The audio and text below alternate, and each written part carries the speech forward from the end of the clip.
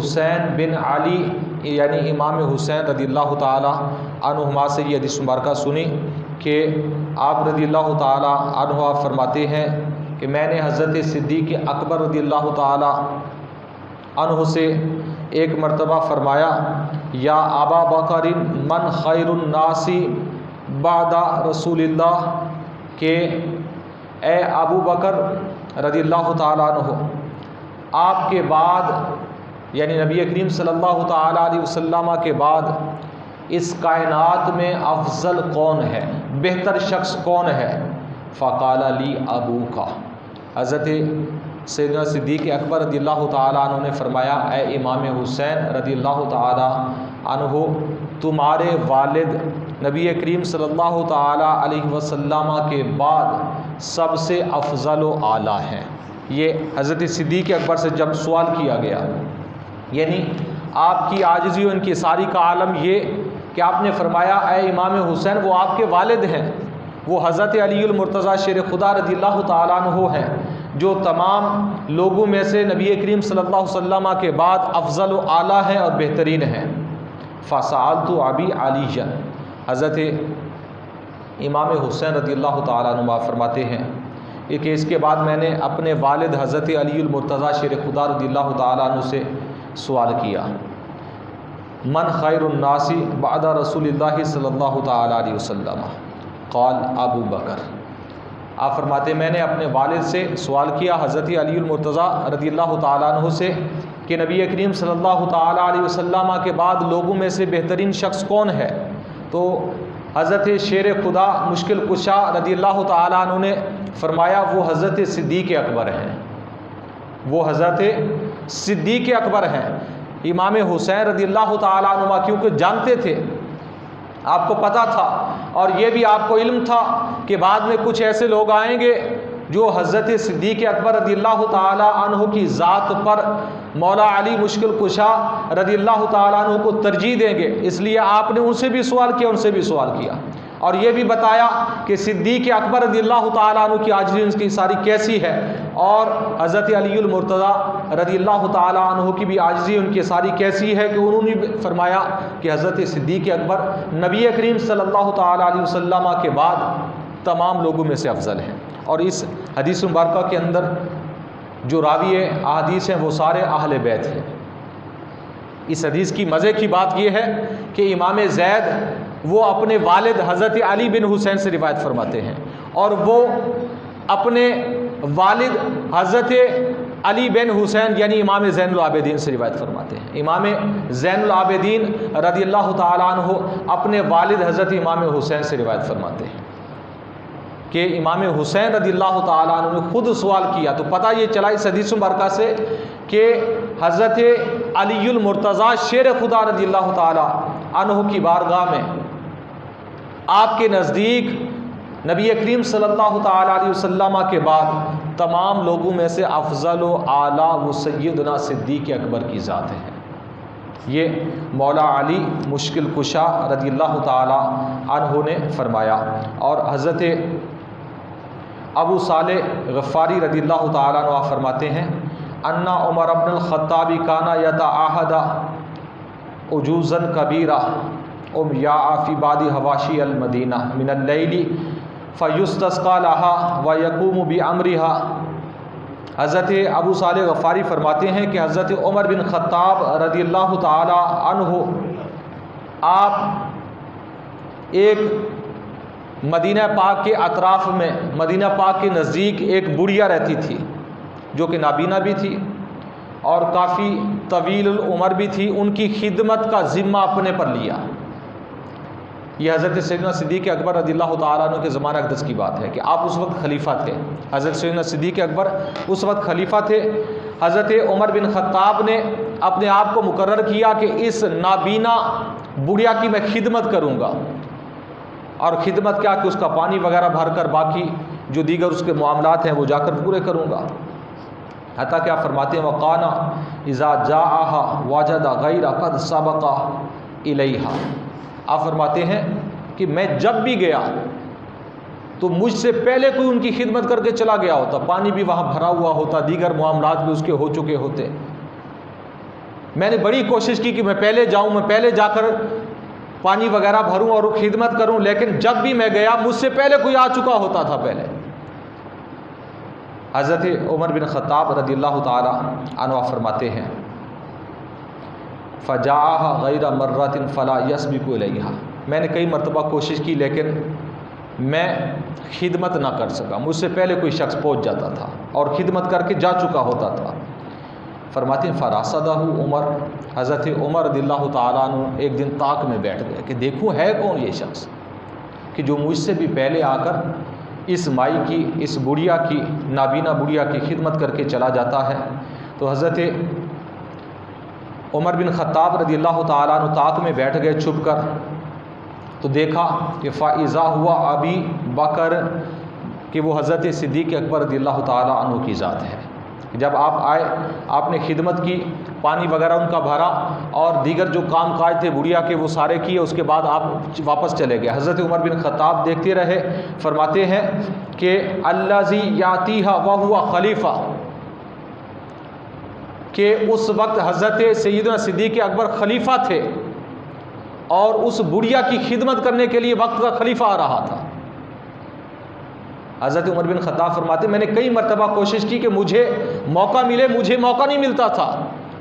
سیدنا صدیق اکبر پہلے ہی خدمت کر کے واپس جا چکے ہوتے تھے۔ تو فرمایا فقال عمر انت لعمری، حضرت عمر فرماتے ہیں میں نے اس وقت کہا کہ اے صدیق اکبر، یہ آپ ہی کو زیبا دیتا ہے، یہ آپ ہی کا حق تھا کہ آپ مجھ سے پہلے پہنچ جاتے ہیں اور اس بڑھیا کی خدمت کر کے چلے جاتے ہیں۔ یعنی دیکھیں کہ حضور نبی کریم صلی اللہ تعالیٰ علیہ وسلم کے صحابہ کا جذبہ خدمت، لوگوں کی خدمت کرنے کا جذبہ کتنا عظیم تھا۔ حضرت عمر بن خطاب بھی خدمت کے لیے پہنچے ہوئے ہیں، ان سے پہلے وقت کے خلیفہ، وقت کے امیر المومنین، وقت کے بادشاہ، وہ ایک نابینا بوڑھیا جس کا کوئی پرسان حال نہیں ہے، اس کی خدمت کر کے جا چکے ہوتے ہیں۔ تو اس میں ہمارے لیے بہت زیادہ سبق آموز باتیں ہیں اگر ہم انہیں سمجھیں، اگر ہم کچھ سیکھنا چاہیں ان سے، کہ آج کل تو صرف باتیں ہی ہیں، ہر شخص صرف باتوں کے پتنگڑ بنا کر اور لوگوں کو بھی خوش کر دیتا ہے، اپنے آپ کو بھی خوش کر دیتا ہے، خوش فہمی کے اندر مبتلا ہوتے ہیں۔ لیکن پیارے آقا علیہ الصلوۃ والسلام کے صحابہ، حضرت سیدنا صدیق اکبر، حضرت سیدنا عمر بن خطاب رضی اللہ تعالیٰ عنہما، پیارے آقا علیہ الصلوۃ والسلام کی بارگاہ کے اندر انہوں نے تربیت حاصل ایسی کی کہ رات کو چھپ کر جا کر خدمت کیا کرتے تھے، اور ایسے لوگوں کی کہ جن کا کوئی پرسان حال نہیں ہے، جن سے انہیں کوئی توقع کسی شے کی نہیں تھی، کسی شے کا ان سے کوئی طمع، کوئی لالچ نہیں تھا۔ آج تو ہم اگر کسی کی خدمت کرنا بھی چاہتے ہیں نا، وہ ہمارا ذاتی کچھ نہ کچھ مطمع نظر ہوتا ہے، کچھ نہ کچھ اس سے طمع ہوتا ہے، کچھ نہ کچھ لالچ ہوتا ہے کہ ہمیں اس سے فلاں فائدہ ملے گا، اس کی خدمت کریں گے تو فلاں فائدہ ملے گا، اس کا یہ کام کر دیں گے تو ہو سکتا ہے ووٹ ہمارے ہو جائیں۔ یہ سارا جو سسٹم دنیا کا آج چل رہا ہے، یہ سارا دکھلاوا اور تماشا ہے۔ اگر اللہ کا خوف ہو تو پھر بندہ مومن ایک ایسی نابینا بڑھیا جس سے کسی قسم کا کوئی طمع اور لالچ نہیں کیا جا سکتا، وقت کا خلیفہ بھی وہاں پہنچ کر اس کی خدمت کر رہا ہوتا ہے۔ یہ صرف اس وقت ہو سکتا ہے کہ جب اللہ تعالیٰ کا خوف بندے کے سینے میں ہو۔ جب یہ خوف نہ ہو تو پھر عوام کو، لوگوں کو ان کی خدمت کرنے کی بجائے صرف ان کو لوٹنا مقصد بن جاتا ہے۔ جیسا کہ آج کل ہمارے ہاں موجودہ صورتحال بنی ہوئی ہے، ہر ایک شخص اپنی جگہ پر وہ کہتا ہے سب سے بڑا ایماندار میں بنا ہوا، مجھے ووٹ دو، مجھے بڑی سے بڑی کرسی پر بٹھاؤ، میں سب سے بڑا حقدار ہوں کہ میں عوام کی خدمت کا جذبہ سب سے زیادہ رکھتا ہوں۔ اور عوام کی خدمت کیسے ہوتی ہے کہ پوری میڈیا کی ٹیم نال ہوتی ہے۔ اگر کچھ لوگ اگر خدمت کرتے بھی ہیں تو وہ صرف مقصد ان کا خدمت کرنا نہیں ہوتا، مقصد ان کا عوام کے اندر مشہور و معروف ہونا ہوتا ہے۔ پوری ٹیم میڈیا کی جا کر وہ کوریج دے رہی ہوتی ہے اور تصویریں بن رہی ہوتی ہیں، ویڈیوز بن رہی ہوتی ہیں کہ جی فلاں جو علاقے کے وڈیرے ہیں، فلاں جو علاقے کے چودھری صاحب ہیں، یا فلاں MNA MPA صاحب ہیں، وزیر اعظم صاحب ہیں، یا فلاں جماعت کے لیڈر صاحب ہیں، یہ فلاں علاقے کے اندر پہنچ کر یہ ان کی اتنی امداد کر رہے ہیں، ان کے ساتھ یہ تعاون کر رہے ہیں. خدارا یہ ہمارے دین اسلام کے اندر ایسا کوئی اصول نہیں ہے. ہمارے دین اسلام کے اندر اگر ہے اصول، وقت کا بادشاہ، وقت کا وزیر اعظم، وقت کا حاکم چل کر رات کے وقت یا دن کے وقت کسی کو پتہ تک نہیں ہوتا، جا کر خدمت کر کے آتے ہیں. حتیٰ کہ لوگ چھپ کر بیٹھتے ہیں دیکھنے کے لیے کہ کون ہے جو خدمت کر کے جا رہا ہے، ذرا دیکھیں تو صحیح. یہ جذبہ آج ختم ہو گیا ہے. کیوں ختم ہو گیا؟ اس وجہ سے کہ آج ہمارے ہاں دین برائے نام ہے. دین ہمارے پاس ذرا ماسا بھی نہیں ہے. اگر تھوڑا بہت بھی دین ہوتا ہمارے پاس تو پھر کچھ نہ کچھ ہمارے اندر اپنے رب کا، اللہ تعالیٰ کا کچھ نہ کچھ خوف ہوتا.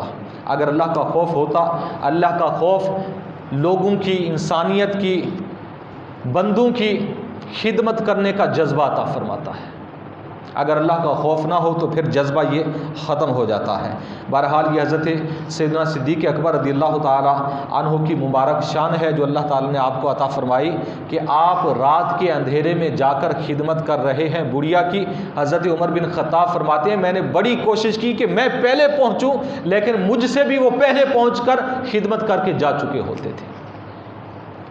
اور اس کے علاوہ حضرت حسن رضی اللہ تعالیٰ عنہ حدیث پاک روایت فرماتے، آپ فرماتے ہیں قال عمر وددت انی فی الجنت حیث ارى ابا بکر. حضرت امام حسن فرماتے ہیں کہ حضرت عمر بن خطاب رضی اللہ تعالی عنہ آپ فرمایا کرتے میں اس چیز کو پسند کرتا ہوں، اس بات سے مجھے محبت ہے کاش کہ جنت میں اللہ تعالیٰ مجھے ایسی جگہ عطا فرمائے کہ جس جگہ سے میں سیدنا صدیق اکبر کی زیارت کرتا رہا. ایسی جگہ جنت میں مجھے ملے، انی فی الجنہ، جنت میں ایسی جگہ پر ہوں، حیث ارى ابا بکر، جس جگہ سے میں ابو بکر کو دیکھتا رہوں،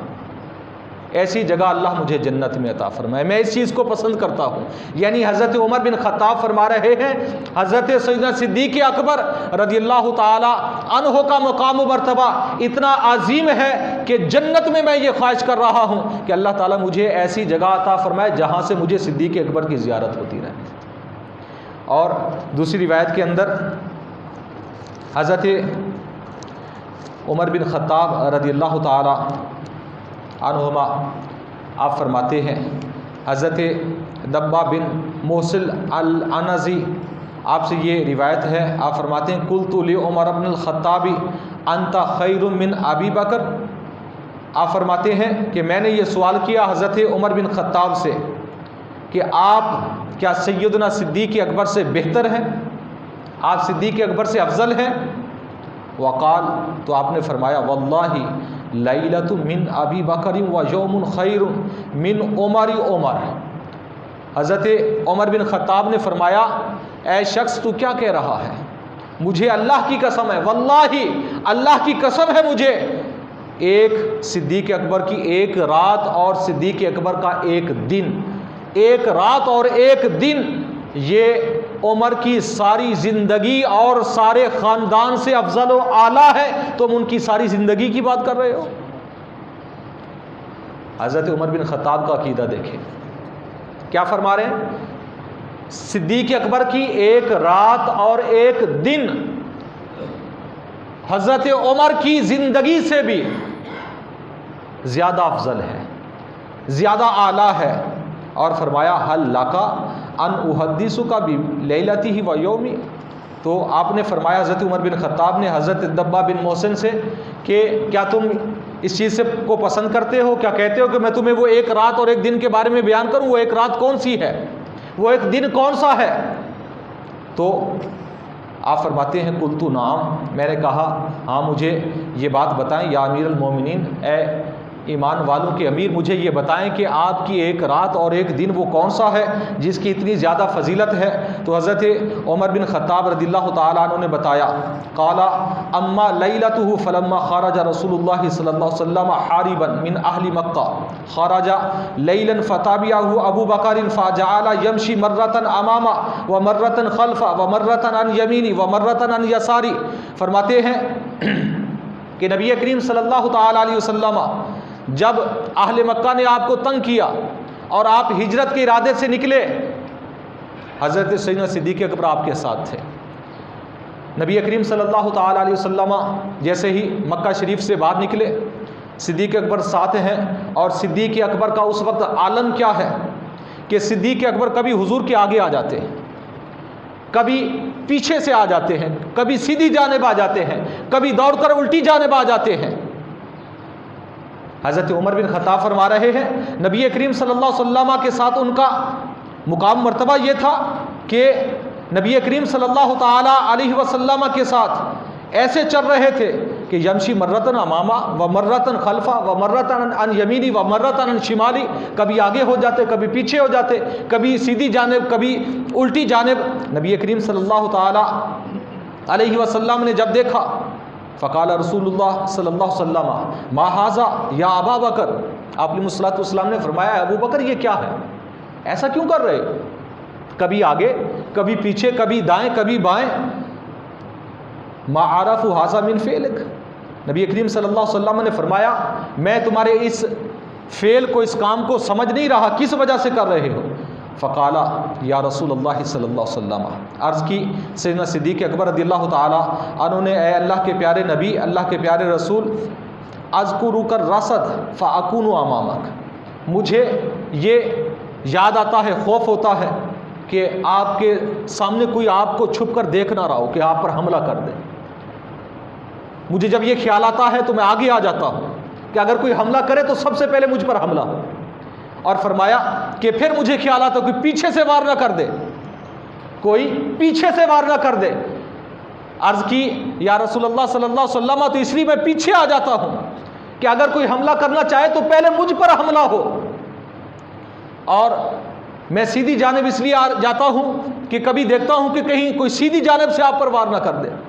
اس لیے آپ کی سیدھی جانب آ جاتا ہوں۔ پھر خیال آتا ہے کہیں الٹی جانب سے کوئی نہ آ جائے اور آپ پر وار کر دے، تو میں پھر الٹی جانب آ جاتا ہوں۔ یہ سیدنا صدیق اکبر ہیں، آپ کا مقام و مرتبہ دیکھیں، ایک ہی شخص نبی کریم صلی اللہ تعالیٰ علیہ وسلم کے آگے پیچھے دائیں بائیں ہر طرف سے حفاظت کر رہا ہے۔ یہ ہے محبت صدیق اکبر۔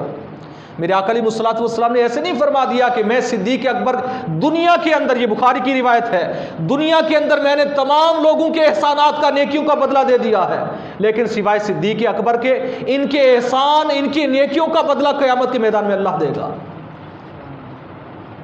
ان کا احسان مجھ پر اور دین اسلام پر اتنا بڑا ہے،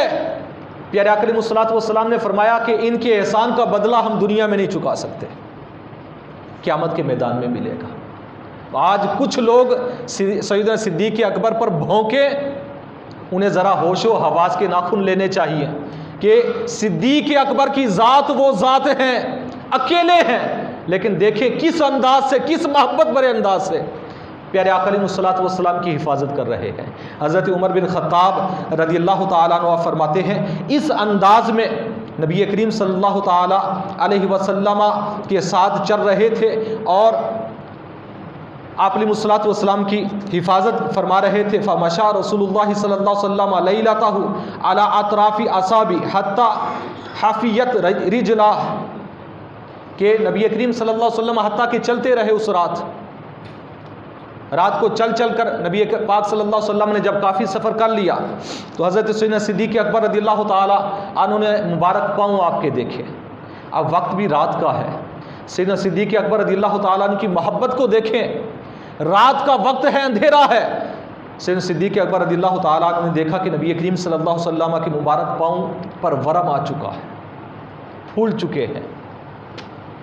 صدیق اکبر سے رہا نہ گیا، جب دیکھا